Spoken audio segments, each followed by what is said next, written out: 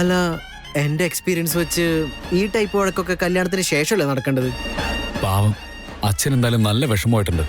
അവിടെ മുത്തശ്ശിയാണെങ്കിൽ ഈ ഡേറ്റിൽ എൻഗേജ്മെന്റ് നടന്നില്ലെങ്കിൽ പിന്നെ ഒരിക്കലും നടക്കില്ലെന്ന് പറഞ്ഞിരിക്കുക. ഇവിടെയാണെങ്കിൽ ഒരു കൊച്ചു കുട്ടികളെ പോലെ കിടന്ന് വഴക്കുണ്ടാക്കുന്നു. നമ്മൾ എന്ത് ചെയ്യോളിയാ? വേറെന്ത് ചെയ്യാൻ, നമുക്കിത് സോൾവ് ചെയ്യാം. വഴക്കിന്റെ കാരണം ചോദിച്ച് നമുക്കിത് പരിഹരിക്കാം.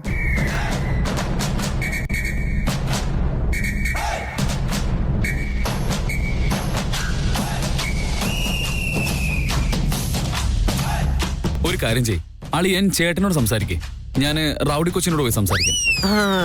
വലിയ റിസ്ക് ഒക്കെ നീ എന്റെ തലയിലിട്ടിട്ട് അങ്ങോട്ട് പോവാണോ? ഹലോ, ഞാൻ പോത്തിനോടാ വേദോ താൻ പോകുന്നേ. ആളിന് അത്രയും ടെൻഷനൊന്നും വേണ്ട. ഞാൻ എന്റെ ജീവൻ കൈ പിടിച്ചോണ്ടാ പോകുന്നത്. അല്ല, ഞാനെന്താ പൂച്ചക്കുട്ടിയായിട്ടാണോ സംസാരിക്കുന്നത്? ഞാനും ഒരു പുലിയുടെ അടുത്തേക്ക് തന്നെയാ പോകുന്നത്. എനിക്കും എന്റെ ജീവനില് നല്ല കൊതിയുണ്ട്. എന്തായാലും റിസ്ക് എടുക്കല്ലേ, വാ നമുക്ക് പോവാം. റൗഡി കൊച്ചേ, നിങ്ങൾ ഈ ചെയ്യുന്നത് ശരിയല്ല. ഇത് വലിയ തെറ്റാ. ഒരാളെ കൊന്നാ കുഴപ്പമില്ല, അതെടുത്ത് പോസ്റ്റ്മോർട്ടം ചെയ്താലോ കുഴപ്പമല്ലേ? വിക്കിച്ചേട്ടൻ വെറുതെ എന്നെ ഉപദേശിക്കാൻ വരണ്ട. ചേട്ടനാണെന്നുള്ള അധികാരത്തിൽ തന്നെ ഞാൻ ഈ പറയുന്നേ. ഈ സമയത്ത് നിങ്ങൾ ഇങ്ങനെ വഴക്കൂടാൻ പാടില്ല. ഞാൻ എന്ത് വഴക്കൂടിയെന്ന? എന്തെങ്കിലും പറഞ്ഞ് മനസ്സിലാക്കാനുണ്ടെങ്കിൽ അത് ചേട്ടനോട് പറ. അവനാ ശരിക്കും ഭ്രാന്ത്. ചേട്ടനോട് സംസാരിച്ചപ്പോ ചേട്ടൻ നിന്നെ കംപ്ലൈന്റ് ചെയ്യുന്നു. ഇങ്ങനെ സംസാരിച്ചു കഴിഞ്ഞാൽ പിന്നെ എങ്ങനെ സോൾവ് ആവാനാ? വിക്കിച്ചേട്ടൻ അവിടെ പോയി സംസാരിച്ചോ? ഇല്ലല്ലോ. പിന്നെ ഞാനാ തെറ്റ് ചെയ്തെന്ന് എങ്ങനെ ഉറപ്പിച്ചു പറയുന്നേ? അവന്റെ സ്വഭാവം എന്താണെന്ന് എനിക്ക് ശരിക്കും മനസ്സിലായി. ഇനി എന്ത് സംസാരിച്ചാലും അതെല്ലാം വെറും വേസ്റ്റ് ആയിരിക്കും. അവനോട് സംസാരിക്കാൻ വിക്കിച്ചേട്ടന് പറ്റില്ലല്ലോ, പിന്നെ എന്തിനാ എന്നോട് സംസാരിക്കാൻ വരുന്നേ? നോ നോ നോ നോ, അങ്ങനെയൊന്നുമല്ല. നിന്റെ സൈഡും കൂടെ കേൾക്കാൻ വേണ്ടിട്ടാ ഞാനിവിടെ വന്നത്. ആക്ച്വലി നിങ്ങൾക്കിടയിൽ എന്താ പ്രശ്നം? ശരി വേദം, ഇപ്പൊ നിങ്ങൾ തമ്മിലുള്ള പ്രശ്നത്തിന്റെ കാരണം എന്താന്ന് പറ. കുറെ കാരണമുണ്ട് സിദ്ധാർത്ഥ്. വെറുതെ പ്രശ്നങ്ങൾ ഉണ്ടാക്കുക. അവള് എന്നെ വെറുതെ ഇറിറ്റേറ്റ് ചെയ്യാ. എല്ലാം അവൻ വിചാരിക്കുന്ന പോലെ തന്നെ നടക്കണം. എന്റെ ആഗ്രഹങ്ങൾക്ക് വില തരണ്ടേ? ഞാൻ എന്തെങ്കിലും പറഞ്ഞാല് നീ വെറും സില്ലിയാണ്, ലോക്കൽ മെന്റാലിറ്റി ആണെന്നൊക്കെ പറഞ്ഞ് എന്നെ വെറുതെ കളിയാക്കും.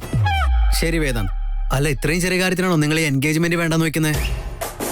പിന്നല്ലാതെ വിട്ടുകൊടുക്കാൻ പറ്റുമോ? ഞങ്ങൾക്ക് റെസ്പെക്ട് കിട്ടിയേ പറ്റൂ. അതില്ലെങ്കിൽ എങ്ങനെ ശരിയാവും? ചേട്ടൻ പറഞ്ഞേ, അവന്റെ പ്ലാൻ ശരിയാണോ? വൃത്തിയായിട്ട് ഐഡിയ അല്ലേ? അത്ര കുഴപ്പമില്ല, എന്നാലും നിന്റെ പ്ലാനിങ് കൊള്ളാം. ആണല്ലോ.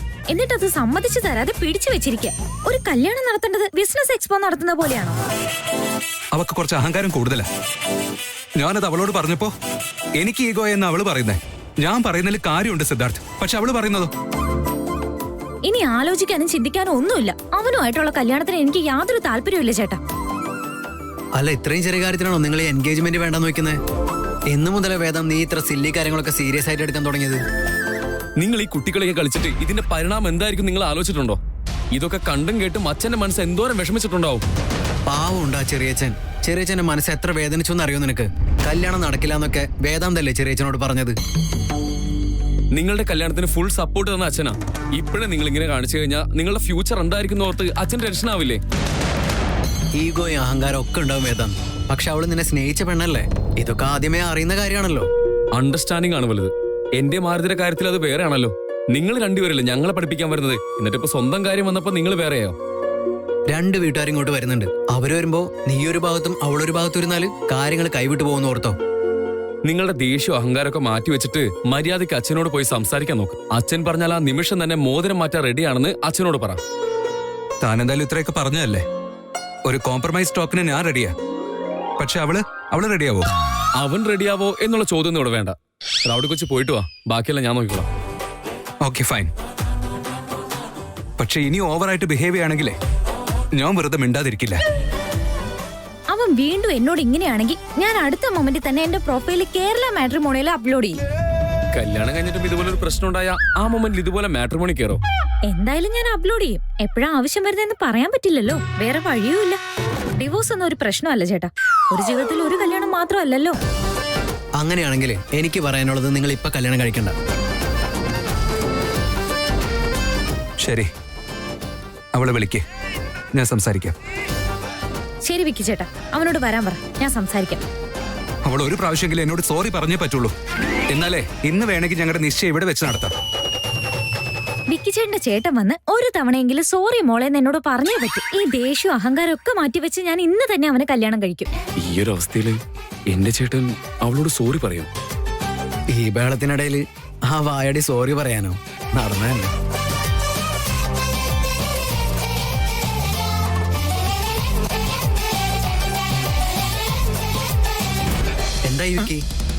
ഞാൻ പോയ ഓപ്പറേഷൻ സക്സസാ. പക്ഷെ പേഷ്യന്റ് ഡെഡായിപ്പോ. അയ്യോ എന്റെ കാര്യം അങ്ങനെ തന്നെയാ. അമ്മു ഇങ്ങോട്ട് വന്ന് വേദാന്തിന്റെ കാല് പിടിച്ച് കരയണമെന്ന് അവൻ എന്നോട് പറഞ്ഞത്. അയ്യോ എന്തൊരു കഷ്ടം ഇത്. ഇത് തന്നെ അവളും പറയുന്നേ. ചേട്ടാ സ്നേഹത്തോടെ സംസാരിക്കാതെ അവളും സംസാരിക്കില്ലാന്ന്. മാച്ച് കൂടുതൽ ക്രിട്ടിക്കൽ ആയിരിക്കുകയാണല്ലോ. ഒരു ബോളിന് 2 റൺ കിട്ടിയേ പറ്റൂ. ഒരു വശത്ത് മുംബൈ ഇന്ത്യൻസ്, മറുവശത്ത് ചെന്നൈ. രണ്ടും സ്ട്രോങ് ടീമുകളാണല്ലോ. ഇവിടെ ഇപ്പൊ ടീമല്ല പ്രധാനം, വിക്കറ്റാ. പ്രണയിക്കുമ്പോ ഇതുപോലുള്ള പല പ്രശ്നങ്ങളും ഉണ്ടാവും. പക്ഷെ അത് മനസ്സിലാക്കി മുന്നോട്ട് പോകണം. പക്ഷെ ഇവിടെ ഇപ്പോ ആരും മനസ്സിലാക്കുന്നു തോന്നില്ലല്ലോ അളിയാ. ഇവര് രണ്ടുപേരെയും അത്ര പെട്ടെന്നൊന്നും നമുക്ക് ഒന്നിപ്പിക്കാൻ പറ്റില്ല. ഇതിനൊക്കെയാണല്ലോ നമ്മുടെ ലവ് ഗുരു ആദ്യ മേഡം ഉള്ളത്. വേഗം ആരെങ്കിലും മേഡത്തെ വിളിക്ക്. അങ്ങനെയാണോ? നിങ്ങളുടെ തലയിലെ ബൾബ് കത്തിയില്ലെങ്കിൽ മേഡത്തിന്റെ തലയിലെ കത്തിക്കോളും. അത് സത്യം തന്നെയാ. ശരി, ആ വഴി ഒന്ന് ട്രൈ ചെയ്യാം.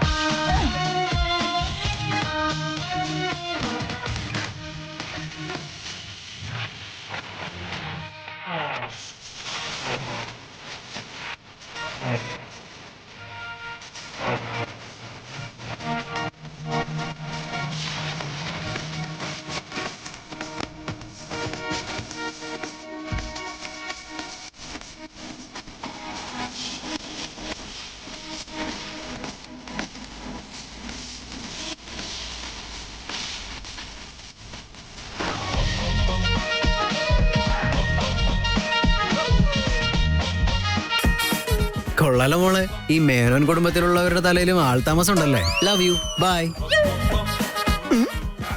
ആ ശൂർപ്പണയ്ക്ക് എന്താ പറഞ്ഞേ? എന്തൊക്കെ പറഞ്ഞാലും അവൾ എന്റെ ഭാര്യയല്ലേ, അതിന്റെ ബുദ്ധിയൊക്കെ അവൾക്കുണ്ട്.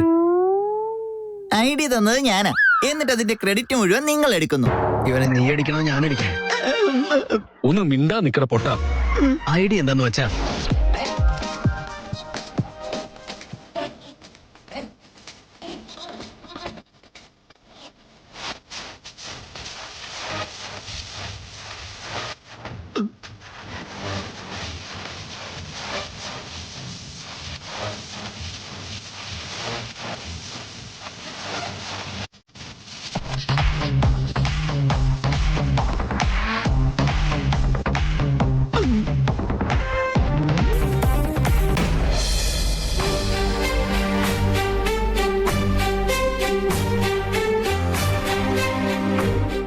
അങ്കിൾ, എന്താ അങ്കിൾ ഇത്?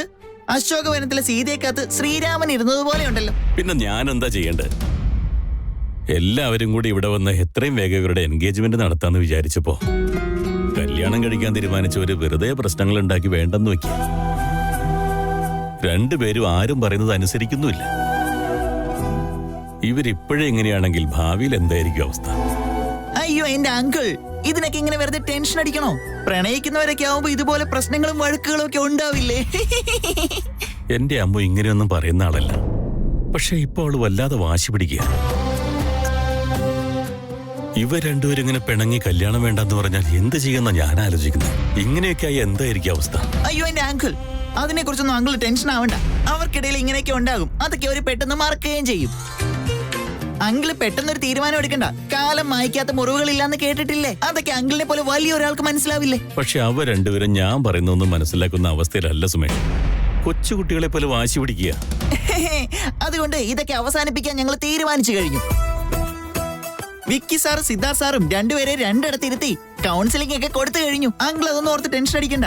അവർ രണ്ടുപേരും എന്തെങ്കിലുമൊക്കെ പ്ലാൻ ചെയ്ത് രണ്ടുപേരെ എന്തെങ്കിലുമൊക്കെ പറഞ്ഞ് സമ്മതിപ്പിച്ചോളും.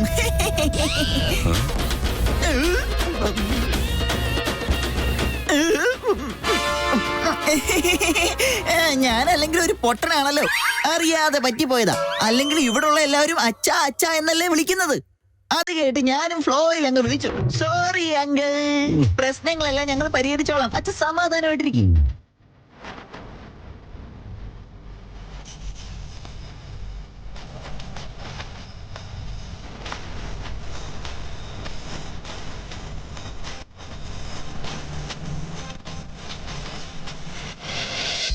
അവൻ എന്താ ചേട്ടാ പറഞ്ഞത്?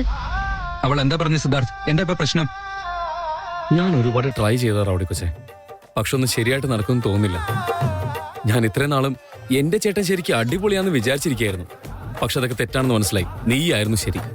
അതല്ല വേദം, എന്നെ കൊണ്ട് പറയാൻ പറ്റുന്നതൊക്കെ ഞാൻ പറഞ്ഞു നോക്കി. പക്ഷെ ആര് പറഞ്ഞാലും അവള് കേൾക്കും തോന്നുന്നില്ല. ശരിക്കും അവൾക്ക് ഇപ്പൊ ഈഗോ കൂടിയാലേ ഉള്ളൂ.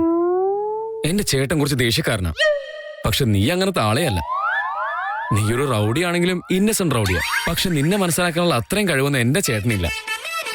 നീ ഒരു റൗഡി ആണെങ്കിലും ഇന്നസെന്റ് റൗഡിയാ. നിന്റെ മനസ്സിൽ അങ്ങനെ ഒരു തെറ്റിദ്ധാരണയില്ല. പക്ഷെ നിന്നെ മനസ്സിലാക്കാനുള്ള അത്രയും കഴിവൊന്നും എന്റെ ചേട്ടനില്ല. നിനക്കെന്തോ അഡ്വഞ്ചർ വേണമെന്ന് പറഞ്ഞില്ലേ? ഇത് മതിയൊന്ന് നോക്ക്.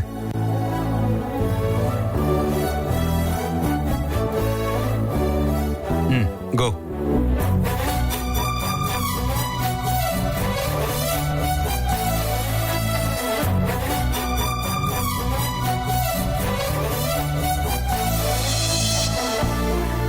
സത്യം പറഞ്ഞാല് അവൻ ഇപ്പോഴും ഒരു മാറ്റമില്ല. പഴയ റോബോട്ടിനെ പോലെ തന്നെയാ. ടെർമിനേറ്റർ. ആരുടെയും ഫീലിങ്സ് മനസ്സിലാവില്ല.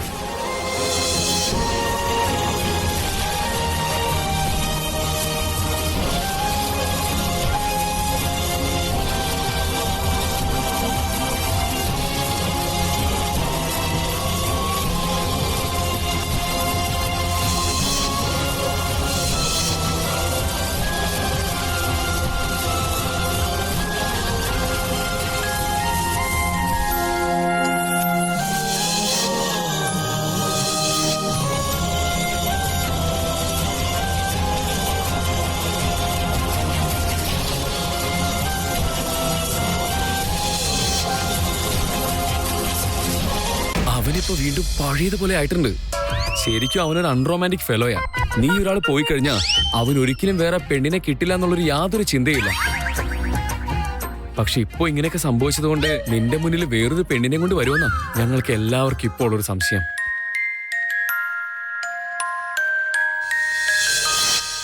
I am sorry. Thank you so much for all this. നിന്റെ സ്ഥാനത്ത് മറ്റാരാണെങ്കിലും ഇങ്ങനെയൊന്നും ചെയ്യില്ല.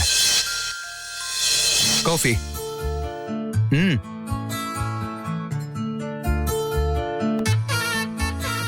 ചിയേഴ്സ്.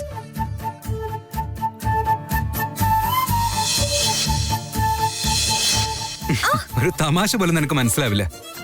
ഇങ്ങനൊരു കഴുത.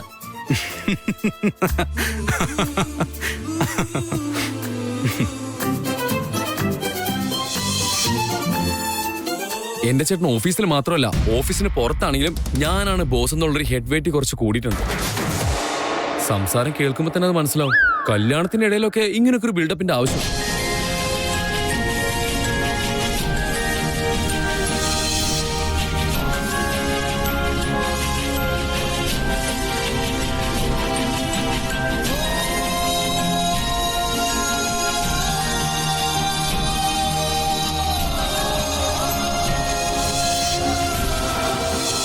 മക്കൾ നടത്തുന്ന ഫംഗ്ഷന് അച്ഛനും അമ്മയ്ക്ക് ഇൻവിറ്റേഷൻ കൊടുക്കേണ്ട കാര്യമുണ്ടോ? ഇവരാരാന്ന് നിനക്കറിയോ? ഇവരെന്റെ അച്ഛനും അമ്മയുമാണ്.